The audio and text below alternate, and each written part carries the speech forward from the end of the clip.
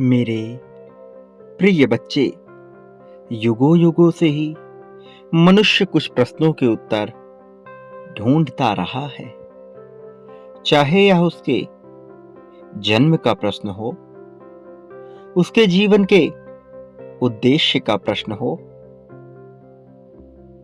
अथवा प्रेम संबंधों में गहराई का प्रश्न हो, धन का प्रश्न हो, अथवा शक्ति पाने का प्रश्न हो। उसके मन में ये सारे प्रश्न, ये सारे विचार तूफान की तरह उसे कौंधते रहते हैं। वो सही और गलत के पैमानों में उलझा हुआ होता है और किसी भी राह तक पहुंचने में सफल होता हुआ दिखाई नहीं देता। माया से ग्रसित उसका यह मन उसके विचारों में अग्नि की प्रज्वलित भड़काऊ लहर दौड़ा देती है। कभी उसका मन निर्मल स्वच्छ जल की तरह बिल्कुल शांत होता है, कभी चट्टानों की तरह बेहद ही कठोर, तो कभी आकाश की तरह सब कुछ अपने में समाहित कर लेने वाला। कभी वह झरनों की भांति रोने लगता है, तो कभी धूप की भांति सबको जीवन प्रदान करने वाला होता है। मनुष्य का मन विभिन्न विचारों से उलझा ही रहता है। सही क्या है, गलत क्या है, विचारों के इसी उधेड़-बुन में वह मान्यताओं के साथ और भी ज्यादा बंधता चला जाता है। कभी अपने हृदय की सुने, तो कभी समाज में फैली कुरीतियों को देखकर, आडंबर और छलावे को देखकर बुद्धि से काम लेने का प्रयत्न करता है। वह सदैव स्वयं को उलझन की अवस्था में ही पाता है। उसका मन ना जाने अनंत आकाश में कहां विलीन होकर इस गगन में ही गोते लगाता रहता है। कभी अंधेरों में रोशनी की किरण के लिए वह तरसता है, तो कभी जीवनदायिनी वायु की भांति सर्वत्र फैल जाने को करता है।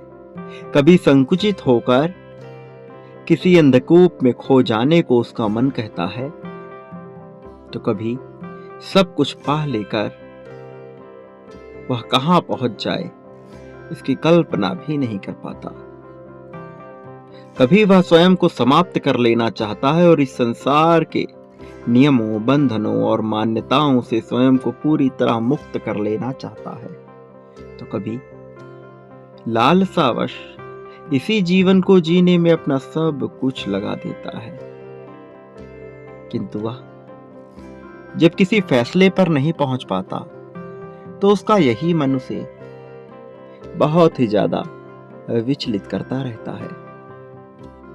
मेरे प्रिय बच्चे, अब तुम्हारे लिए कुछ बातों को जानने का समय आ गया है। उलझन से स्वयं को जिस तरह से तुमने देखा है, विभिन्न परिस्थितियों में जैसी क्षमता का तुमने विकास किया है, जो निर्मलता तुमने अपने भीतर कुछ समय में विकसित की है, वह भी तो किसी कारणवश ही तुम्हारे जीवन में घटित हुई है। इस वक्त तुम्हारे जीवन में क्या चल रहा है और तुम क्या अनुभव कर रहे हो, जब तुम इसका आकलन करोगे,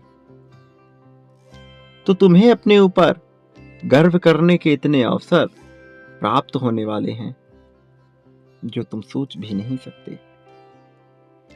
प्रिय बच्चे, अपने जीवन में न जाने कितने ही विपरीत परिस्थितियों का तुमने सामना किया है।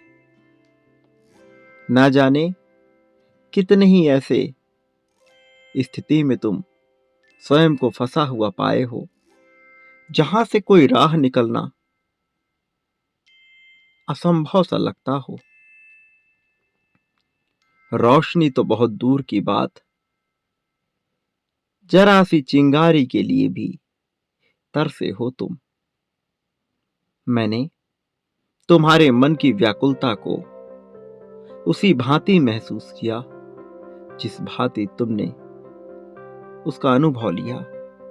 प्रिय बच्चे, मैं जानता हूं, बेचैनी से परे, व्याकुलता से परे, तुम जिस जीवन की चाहत में अब तक अपना सब कुछ गंवाते आए हो, वह तुम्हें अभी हासिल नहीं हुई है। और जब मनुष्य को कुछ हासिल नहीं होता, वह जिसके लिए वह पूरी शिद्दत से लगा हुआ है, वह जिसको पाने की चाहत उसका अंतिम स्वप्न हो, जब वह हासिल नहीं होता, तो मनुष्य के भीतर बेचैनी उत्पन्न होना बड़ी ही स्वाभाविक घटना है। तुम्हारे भीतर उत्पन्न हो रही यह स्वाभाविक घटना न केवल तुम्हें विचलित करती है, बल्कि संसार में न जाने कितने ही तरह की विपरीत परिस्थिति को जन्म देती है। प्रिय बच्चे, मैंने महसूस किया है कि तुम्हारे जीवन के सारे उतार चढ़ाव जो तुमने अनुभव किए हैं, उन्होंने तुम्हें बदलने का ही कार्य किया है। वास्तव में तुम्हारे जीवन में सुधार कर तुम्हें बेहतर बनाने का कार्य किया है। आज तुम जहां पर हो, या यूं कहें कि तुम जहां पर पहुंच रहे हो, वह तुम्हारे अनुभवों से ही निर्मित हुआ है। वह तुम्हारे विचारों से ही निर्मित हो रहा है। अध्यात्म के मार्ग पर जब तुमने अपना पहला कदम बढ़ाया था, तब से ही तुम अपने जीवन के पाप कर्मों को नष्ट कर सटीक दिशा में आगे बढ़ने के लिए बाध्य हो चले थे। प्रिय बच्चे, तब से ही तुम्हारे जीवन के बेहतरी का कार्य प्रारंभ हो गया था। और यह किसी एक जन्म के कर्मों की बात नहीं है, यह आने वाले तुम्हारे कई जन्मों के कर्मों का परिणाम भी साबित होने वाला है। तुम जिसने सही मार्ग का चयन किया है, तुम जो बिल्कुल ही स्वच्छंद और मुक्त अवस्था में उत्पन्न हुई आत्मा हो, तुम जो पवित्रता के डोर से बंधे हुए हो, तुम जिसके भीतर करुणा और दया की असीम भावना छिपी हुई है, वह अब जल्द ही एक ऐसी जीत के साथ समायोजित होने को तैयार है, जिस जीत का उद्देश्य और जिसका परिणाम बड़ा विशाल है। प्रिय बच्चे, तुम अब अपने आप को लाभ की ऐसी अवस्था में पाने वाले हो, जहां से तुम अनंत ब्रह्मांड से मिल जाओगे, जहां से तुम्हारे भीतर एक ऐसे जीवन का विकास होगा जो सर्वत्र तुम्हें सुख और चैन ही दिलाएगा। मेरे प्रिय बच्चे, लाभ की यह अवस्था अब तुम्हारे लिए घटित होने को है। मेरे प्रिय बच्चे, स्वयं को जब तुम कमजोर मानते हो, तो अपने ऊपर पाप कर्मों का ऐसा दबाव बना लेते हो कि यदि तुम्हें लाभ और आशीर्वाद प्रदान भी किया जाए, तो अपने तक पहुंचने से पहले तुम एक आवरण के तहत स्वयं को ढक लेते हो और लाभ की अवस्था में आ नहीं पाते। मैं चाहता हूं तुम स्वयं को मजबूत बनाओ, खुद को ऐसी परिस्थिति में स्थापित करो जहां से तुम्हारी चर्चा जीत का विषय बन जाए। तुम्हारा नाम अलंकृत हो विजय के साथ, तुम्हारा नाम पूरी तरह से सुशोभित हो विजय तिलक में। मेरे प्रिय बच्चे, तुम मिसाल बनने वाले हो, जीत की एक ऐसी मिसाल जो संघर्षों से उबर कर एक ऐसी प्रगति के लिए उत्सुक हुआ जो दिखने में बड़ी असंभव सी लगती हो। जब तुम इसके तहत अपने उद्देश्य को समझोगे तो तुम्हें महसूस होगा कि तुमसे कितने महत्व का कार्य कराया जा रहा है, कि जैसे तुम अलग हो, कि जैसे तुम्हें निश्चित तौर पर लाभ होगा। मेरे प्रिय बच्चे, अपने आप को किसी भी गंभीर परिस्थिति में लाने का प्रयास ना करो। इस जीवन को बड़े ही सरलता से जीने के प्रयास में जुट जाओ। जादू कब कैसे घटित हो जाएगा तुम्हें इसका एहसास भी ना होगा। मेरे प्रिय बच्चे, तुम जो सोच रहे हो यह उससे बिल्कुल ही अलग घटना है। तुम्हारे खुशी के लिए रची गई यह घटना अब तुम्हारे समक्ष प्रस्तुत होगी। प्रिय बच्चे, वो लोग जो तुम्हें खुश नहीं देख सकते, वह अपने जीवन में प्रगति को प्राप्त ही नहीं कर पाएंगे, और एक दिन तुम उनसे अलग दिखोगे, उनसे ऊपर दिखोगे। वह तुम तक पहुंचने का प्रयास भी करेंगे तो ना कर सकेंगे। अपनी आवाज तुम्हारे तक पहुंचने का प्रयास भी करेंगे तो ना कर सकेंगे। और तुम्हारे चेहरे पर एक मधुर मुस्कान होगी। उन्हें देखते हुए तुम्हारे चेहरे पर यह मुस्कान होगी जो गर्वयुक्त होगी। किंतु ऐसे क्षण में तुम्हें अपने भीतर अहंकार को जन्म नहीं देना है। दूसरों से स्वयं को श्रेष्ठ मानकर किसी को नीचा दिखाने की भावना तुम्हें अपने भीतर विकसित नहीं होने देनी है।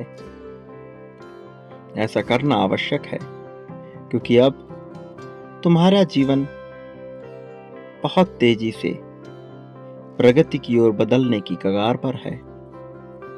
लाभ का यह अवसर, यह आशीर्वाद तुम्हें प्रदान किया जा रहा है। मेरे प्रिय बच्चे, तुम जीतने के लिए बने हो। इस जीत को स्वयं में समाहित होने दो। याद रखो, तुम इस संसार में जो कुछ भी बांटते हो, बदले में अपने लिए भी वही प्राप्त करते हो। कई गुना ज्यादा मात्रा में उसे प्राप्त करते हो, उसका लाभ लेते हो। इसलिए वह बांटो जो अपने लिए पाना चाहते हो। प्रेम, धन, संपत्ति, समृद्धि, त्याग, समर्पण, दुख, सुख, शोक, अशोक, उदासी, खुशहाली, क्या पाना चाहते हो वह बांटना प्रारंभ करो और आभार व्यक्त करो। जिन भी माध्यमों से मैं तुम तक पहुंचा हूं, उसका आभार व्यक्त करो। आज इस चैनल के माध्यम से जब तुम्हें यह संदेश मिल रहा है तो इसके प्रति अपना आभार व्यक्त करो। जो पाना चाहते हो वह बांटो। यही प्रक्रिया है। इसी से लाभ भी होता है, इसी से हानि भी होती है। मेरा आशीर्वाद सदैव तुम्हारे साथ है, इस बात को मत भूलना। मेरे आने वाले संदेशों की प्रतीक्षा करना। मैं अवश्य आऊंगा तुम्हारा मार्गदर्शन करने, तुम्हें जीत दिलाने, तुम्हारी उंगली पकड़कर तुम्हें जीत की राह पर ले जाने के लिए। तुम्हारे द्वारा हो रही भूलों को क्षमा कर तुम्हें सही राह दिखाने के लिए मैं आ रहा हूं। तुम्हें समृद्धि और खुशहाली दिलाने के लिए। मेरे आने वाले संदेशों की सदैव प्रतीक्षा करना, आभार देना। कभी कम ना करना। सदा सुखी रहो, लोगों में खुशियां बांटो, तुम्हारा इस जगत में कल्याण होगा। वास्तव में तुम्हारी प्रगति होगी। अपनी जीत की तत्क्षण पुष्टि करो।